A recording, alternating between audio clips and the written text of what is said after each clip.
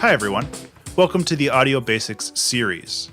This episode is a primer on understanding the reverb effect as it is used in music and sound design. We'll talk about how reverb works, what it sounds like, and how it can be implemented in your projects. Reverb is short for the word reverberation, which is the noise that persists after the sound has been produced. Here is a quick example of what reverb sounds like. This is without reverb, and this is with reverb. Again, without, and with. You'll notice that the sounds with reverb lasted a lot longer and felt more full or placed in real space. Now, reverb is created when you are in a large, enclosed area. The sound is reflected and bounced off of all of the surrounding surfaces, primarily walls, but it could be chairs or people or anything else in the area. This differs from an echo or delay effect in one primary way. An echo is the sound bouncing off of one single wall, whereas with reverb, the sound is bounced back off of many walls simultaneously. Since the many reflections come back at different times and volumes, this creates this blurred effect, which makes it sound like the audio persists long after it has stopped playing. Reverb is one of the most prominently used effects in music. In just about any song, there is either the natural reverb of the room where the song was recorded, or electronically simulated reverb to artificially create space within the song. However, an understanding of reverb is a great tool for you to have readily available because of how flexible and versatile it is. Reverb can help create cohesion between many layers. It can help make sounds distant or very close. It can even be used to create ambient harmonics and complex evolving sounds. All reverb effects have two primary controls: the decay time, which you can see right here, and the dry-wet, which you can see right here. Sometimes this is called the mix. The decay time controls how long the reverb lasts and fades away, and the dry-wet control determines how loud the reverb sound is compared to the original source audio. Adjusting the decay time can create a larger sense of space since the sounds stay around longer and all get mushed together a little bit more. So to take this original example again, if the decay time was brought way down, it's very short, but if I brought this up to like 10 seconds, you'll hear that it stays around a long time. And same with the dry-wet knob. If this is all the way to 0% over here, you'll notice that it is just the sound. And if this is at 100%, you'll hear that this is just the reverb and not the original sound at all. Now this is important because it allows you to either mix in a little bit of the dry with the wet sound or a little bit of the wet with the dry sound. If you have it at 50% here, sometimes this is called 50-50, then you get basically full dry sound and full wet sound. Beyond the decay time and dry-wet, you often have a few other standard parameters that you can control. Pre-delay is the amount of time between the source sound and the reverb. This can help increase the feeling of space since the sound takes longer to travel and reflect back to you. So again, we'll listen to the clap with the pre-delay at like 1 millisecond. Now, if we listen to that same sound with the pre-delay at 250 milliseconds, or a quarter of a second, you'll hear that there's a distinct pause between the original source sound and when the reverb triggers. And now this is important because it can increase the perception of space in the song itself. Another effect that is commonly found is widen or stereo. This can make the reverb sound more expansive by diversifying the sound in the left and the right channel. It can make the reverb feel more spacious and open. So with the stereo all the way off, everything feels very centered. If you're wearing headphones, you'll probably notice. If you're not wearing headphones, you probably won't notice any difference. However, if I bring the stereo all the way up,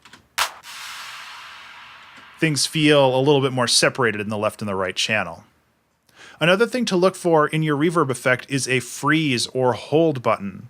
What this will do is take the current reverb sound and stop its decay, meaning it will continue to make that sound forever. This can be very useful for some ambient sounds.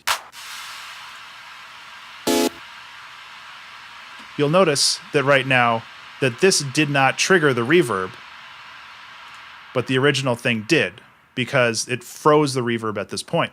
You can then take that frozen sound and manually fade it out or in and just have more direct control over the reverb's current sound, which is useful in some cases, especially when you're doing like ambient stuff. What makes so many reverb effects unique, though, is they all have a different way of manipulating the audio. Some reverbs are better at sharp drum sounds, and others are really wonderful for longer held notes. Now, I have my personal preferences here and my favorites for handling reverb, and I highly recommend you go out and try to find a few of your own. All reverbs are a little bit different, and they're all worth exploring. I am using the stock reverb for Ableton right here, but that's mostly just because it's a little bit more universal to use. And same with FL Studio's reverb. It's very, very nice.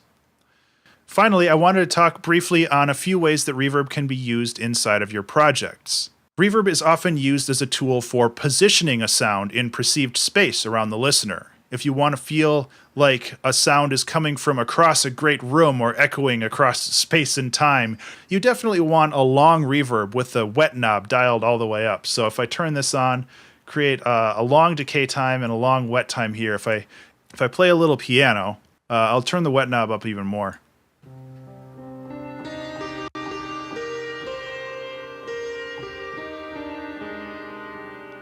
You'll hear that it's very large and spacious. Conversely, if you want it to feel like the sound is directly in front of the listener, you can reduce the decay time and wetness of the reverb. So first I'll reduce the decay time, which sounds alright, but if I also decrease the wet time, or the wet,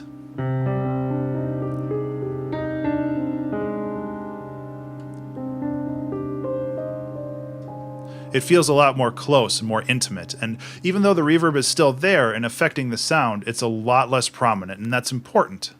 Now, another thing that reverb is great at is taking separate sounds and making them feel like they were recorded in the same room. If you apply the same reverb effect on multiple tracks, it can actually be pretty convincing. Just don't go overboard with this method. So I made a very simple loop right here. So this is without reverb.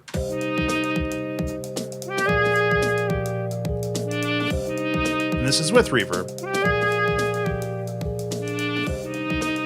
I'll bring up the dry wet more.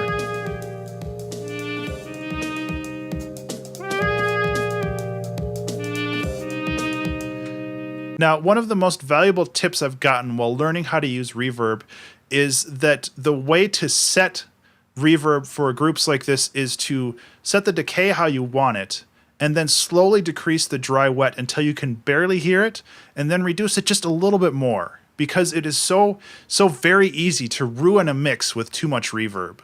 So it's better to be on the safe side for this, and you can always dial it up later, but it's important to get that reverb just kind of in the background right now, because this is for cohesion, this is not for an effect.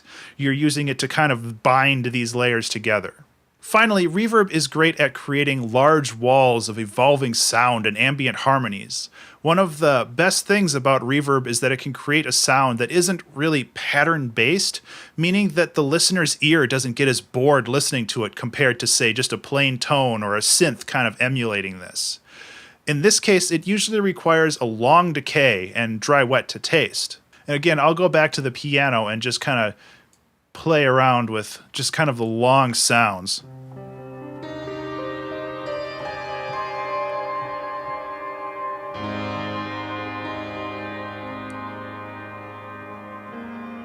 And now, don't think that this is an exhaustive list of reverb techniques. This effect is incredibly diverse and capable of doing some really amazing things, especially when you get into more specialty reverbs like the Valhalla shimmer effect right here. What this does is this couples reverb with kind of granular processing, which allows for some really incredible sounds like this.